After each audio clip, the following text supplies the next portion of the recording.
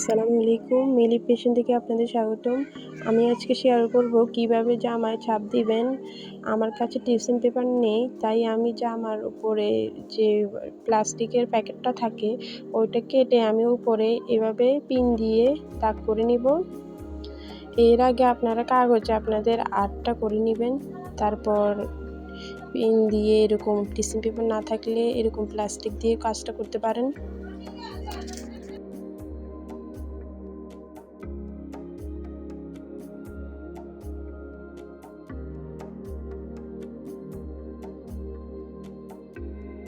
প্লাস্টিকের ছাপটা খুব সাবধানে দিবেন। আমি তাড়াহুড়ো করিনি, আমিও খুব সাবধানে দিয়েছি।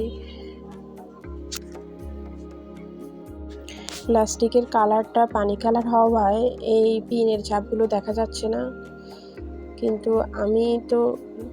আমি খুব কাছে আসলে এটা দেখা যায়।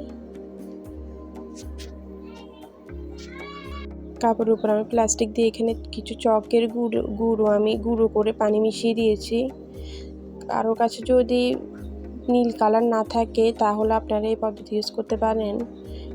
সাধারণত সবার ঘরেই চক থাকে, চকের গুঁড়ো করে ওটার সাথে পানি মিক্স করলে এই যে রঙের কালারটা আসে আর ছাপ দেওয়া যায়। পরে আবার পানি দিয়ে মুছলে ওই রঙটা উঠে যায়, তাই এটা নিয়ে কোনো টেনশন করার দরকার নেই।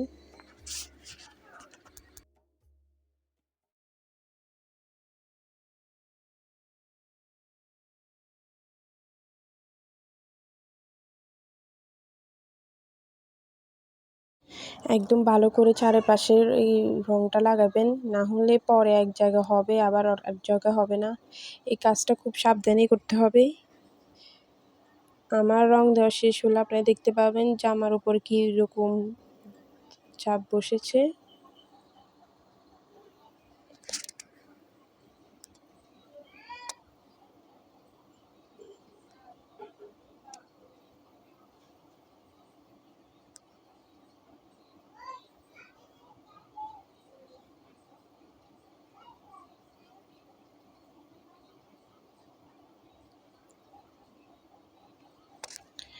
যাদের কাছে টিস্যু পেপার নেই তারা শুধু এই পদ্ধতিটা ইউজ করতে পারেন, আর টিস্যু পেপার থাকলে তো কোনো সমস্যা নেই। টিস্যু পেপার করলে অনেকটা ভালো, কিন্তু আমার কাছে টিস্যু পেপার নেই তাই আমি এই পদ্ধতি ব্যবহার করছি।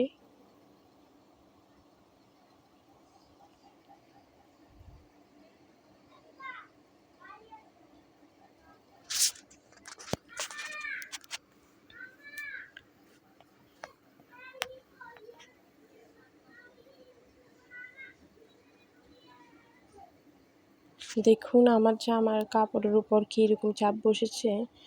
এখানে এখন একটু ভিজা তাই বেশি বোঝা যাচ্ছে না।